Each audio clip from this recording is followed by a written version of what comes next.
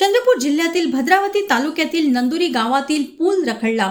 2017 पासून रखडलेल्या या पुलामुळे दुसऱ्या काठावर असलेल्या इंदिरानगर वसाहतीचा संपर्क पावसाळ्यात सतत तुटतो। नागरिकांनी पाठपुरावा करत निवेदने देऊनही समस्या कायम।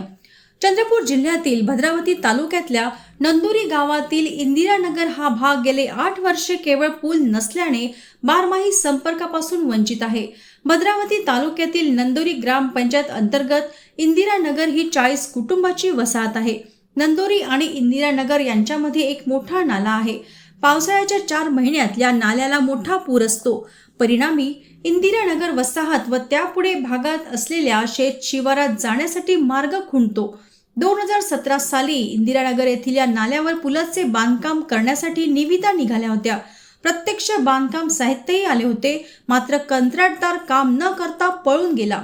कंत्राटदाराला काळ्या यादीत टाकून पुन्हा एकदा फेर निविदा काढण्यात आली, मात्र तरीही आजवर या पुलाचे बांधकाम झालेले नाही। पूल नसल्याने शेतकऱ्यांना शेतीसाठी जाण्यास अडचणी येत आहेत। महत्त्वाच्या कामासाठी जायचे असल्यास कंबरभर व छातीभर पाण्यातून वाट काढून जावे लागते आहे।